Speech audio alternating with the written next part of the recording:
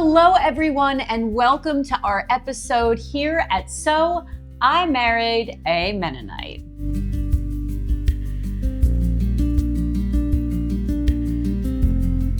So what we want to do today in this episode is just to kind of reflect, to talk about what we've learned over 2.5 years of running a YouTube channel, give you a little bit of the backstory, some of our favorite episodes, and what we've learned kind of along the way.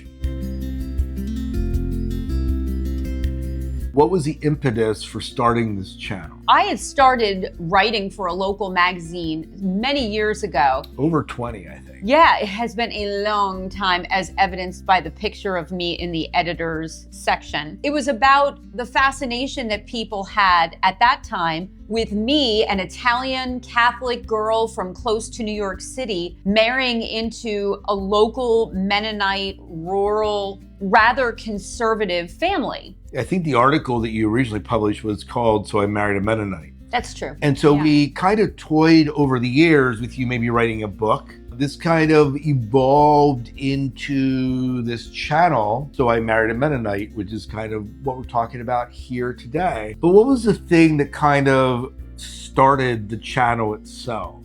I think that it was when we were up in our attic cleaning it out that one day. Like maybe 5 years ago. Do you remember? You were like, oh, this is getting to be too much. There's not enough organization up here. I'm up in the attic. I noticed in the corner of the attic, kind of like a big trash bag that was really full. And I think we thought at first it was a Christmas tree. What did you discover in it? Well, it was the quilt that I started in 1996 with some of Scott's family members. I never finished the quilt. I think I realized in that moment, I became discouraged rather early on in our marriage to try things that were considered traditionally Mennonite. And there were multiple reasons for that. Some of it was my own insecurity in my own skill set, which did not really match up to the Mennonite woman skill set of Lancaster County, Pennsylvania. And some of it was, I don't think that everyone at that time knew what to do with me and my lack of knowing how to quilt, how to garden, how to can, how to, do the Mennonite things that a Mennonite wife traditionally does. I have to think during that time, there was a lot of head trash going on. We use that term today of saying, I'm not good enough to do it. I'm trying to fit into this family, but clearly these people are leaps and bounds ahead of me. I'm just going to stick with what I'm good at. I think too, Mennonite women have been taught to be more demure in their relations. Women tend to be more reserved, do things behind the scenes that are deemed as appropriate. Mennonite women, even in progressive circles, they do several careers: homemaker, nurse, school teacher, and balance their husband's checkbooks for their small business. It's very, very rare for me to find a woman who's an entrepreneur, a business owner. In 1996, it was even more so like that. So here I come with a background in acting, singing, dancing, traveling, modeling, languages. No Mennonite woman in my metron knew what to do with that. And that quilt represented a world that I was not good at, and that I did not really feel motivated in really trying it or felt encouraged in trying it beyond the initial. I bagged up this half-made quilt and I forgot all about it. So when I found it, it just kind of brought me back to this idea of, you're middle-aged now. Why don't you try some things that you tried early on in your early 20s, but you didn't feel comfortable in? And it's okay for me to make fun of myself. And it's okay for you to make fun of me. I'm okay with that, because I think that speaks a lot of value into the idea that we all have a comfort zone somewhere, and it's okay for us to try things that we've never tried. We can explore the wild blue yonder. And when we try things that we've never tried before, of course we're going to look stupid sometimes because we're learning it. We're trying to get it under our belt. We don't know how to do it. So we're going to make fools of ourselves. But we all do that at different parts of our lives. That was the impetus for us to start our YouTube channel. So at the time we started this channel, we were living on a 23-acre farm in the middle of Amish and Mennonite country. Like literally, guys. Like literally every single farm around us was Old Order Mennonite owned or Amish owned. It was fun moving in at first. Yeah, it was for me. For Kristen, like they really didn't know what to make of this Italian from New Jersey. Oh yeah.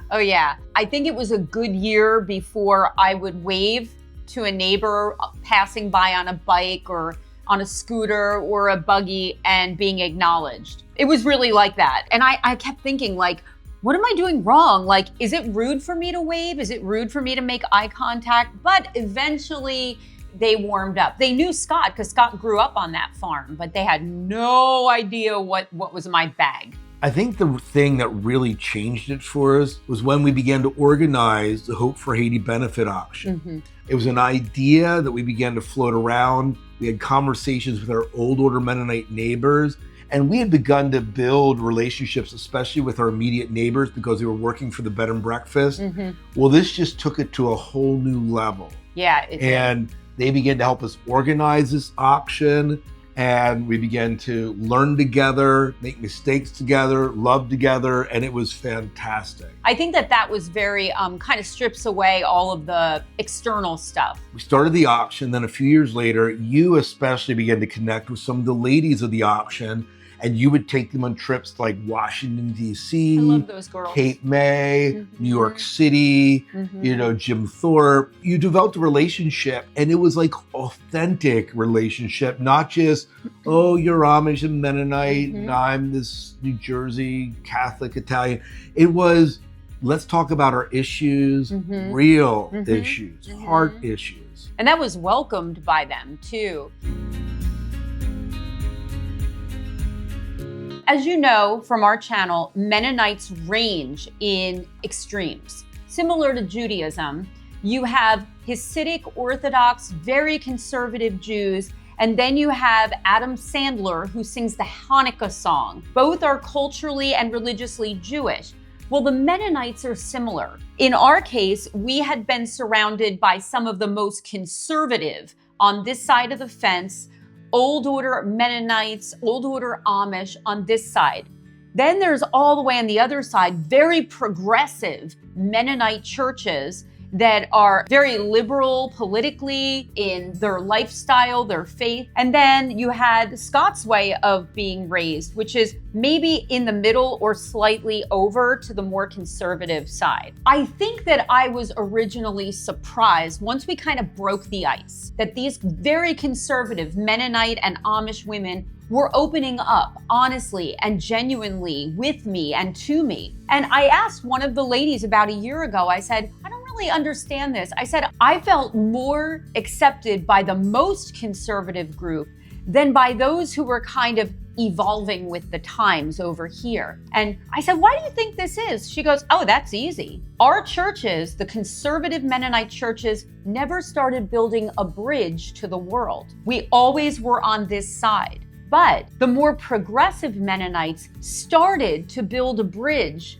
to the world, getting rid of the covering, getting rid of the cape dress, opening up doors for education and travel and worldview. And about halfway over the bridge, they went, uh-oh, maybe this is a little too much. We're gonna start losing our Mennonite identity. And that is why I think I was viewed as a bit of a threat to the more progressive Mennonites in rural Lancaster County. It's really an interesting dilemma that I think that the more progressive Mennonite church is facing. Like, what does it mean to be Mennonite?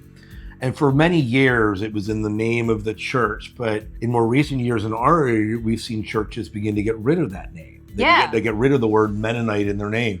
Or, for many years, it was the covering. For the Old Order Mennonites and the Amish, it still is, but in more progressive Mennonite churches, the covering has become optional and at many times not worn at all. And this has been a huge change. So when you lose what becomes identifying you as Mennonite and you become closer and look to the world, how do you define what makes you who you are? That's right. The Mennonite churches, like I grew up, they have their identity shaped by values that are common. Everyone knows each other. Oh, yes. Many times in the church I grew up in, many of the people were related to each other and you bring in this Italian New Jerseyite into the church, they aren't really sure what to do because you aren't ascribing to the same values. You don't hold what they would value, and they don't know what to do with that. It's a threat. It could change them and making something different than what they're used to. It's funny because if you go back in history, the Mennonites that I was a part of looked no different than the old order Mennonites. Yeah. They drove cars, but they looked the same. Perhaps one of the most telling things that we see this in is our son attends a Mennonite school here in Lancaster County. If you go to that school today, it looks no different than the public high school that I teach in. The students look the same, the teachers look the same. Now there's some different guiding principles. If you track that school back in history and you look at that school in 1960 or when it began in the 1940s, you will see that these people, you look at it and say, oh, they're old order Mennonite, but they aren't. They were the progressive Mennonites at the time. My grandmother, who went to the church that I grew up at, she looked like she was old order Mennonite, even though she wasn't. So I think that in the more progressive Mennonite churches, there's been an evolution that really started during the 1960s, and the head covering was really one of the biggest ones. Women were starting to say, hey, is this really what I need to be doing? Is this really my conviction? That was a spurring on that really, once you take away the cultural identity connected to dress, you are going to open up yourself more so to the world. There's a struggle with Mennonite identity, I think, in the churches, the group of churches that I grew up around. Definitely that struggle for them to kind of be who they are as a Mennonite and be comfortable in that. As we've interviewed people on this channel, we've interviewed all sorts of Amish and Mennonite. We interviewed Becca, the Amish lady. We visited a older Mennonite store. You baked with our old cook. You made sauce with Sam, who is one from our church. And then we met the Holdeman Mennonites down in Florida. We've visited all sorts of people. Through that, we've seen a real exploration of what Mennonite identity is. Yeah, there's definitely a lot of nuance to what it means to be Mennonite and what it means to be married to a Mennonite. What would you say are some of your favorite episodes that we've done over the past 2.5 years? One of my favorite episodes was the one cooking with Sam. Sam comes from a Mennonite background, goes to our Mennonite church, and we made tomato sauce together. If you haven't seen that episode, it's definitely something to watch. It's pretty funny. Fun fact, Mennonites make tomato sauce, guys, but many of them put brown sugar in their sauce and some put butter in their sauce. So, coming from an Italian background where we think we have the best sauce on the planet, don't judge, but we just put different things in our sauce. So it was definitely a collision of cultural cuisine, to say the least. So that was a fun episode. On the other side of the fence, we've met really conservative in dress and in doctrinal faith Mennonites. And these young people are very, very content exactly as things are. They are content within their own identity, with their own rules and regulations, and they're just happy to be within their own group. There isn't that striving.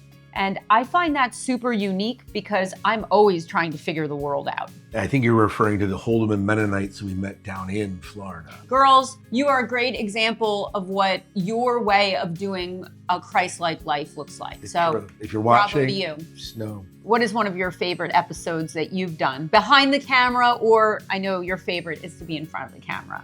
I hate being in front of the camera. Or one of my favorite episodes was the one we did on the history of our barn. I've grown up there. My family was at the farm for 8 generations, and the barn told a story. And I had a chance to share that story with those of you that watched it. It captured the story and the history of the place that we grew up in, that we lived at for 21 years of our marriage. Kind of preserved it in a way for future generations, in my opinion. So one of the questions I know that you get a lot, and sometimes I get, is now that you have been off the farm for about a year, you sold it, you've moved on, you're getting ready for the next phase of your life, What are some of the things that you miss? Like, do you miss being on the farm, Scott? Do you wonder if you made the right decision? Like, how do you respond internally to that? I have no doubt that I made the right decision. I really do. You can't take this with you, Kristen, in the end. And there are things that I miss. I miss walking in the farmland. I miss seeing the flowers. I miss walking around the block and seeing the Amish and Mennonite farms. I don't miss all the work. We had a bed and breakfast and event venue, and it took up a lot of our time. Being off the farm just frees up that responsibility as we're kind of looking at the next phase of our life.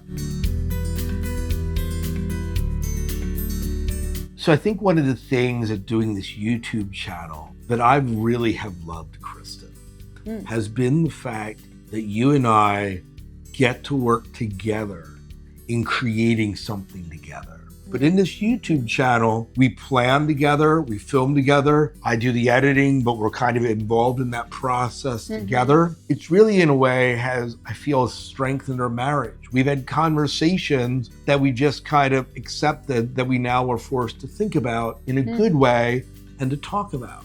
I think that for me, I have grown in more appreciation for the Mennonite culture. It's really been a great experience so far. And absolutely.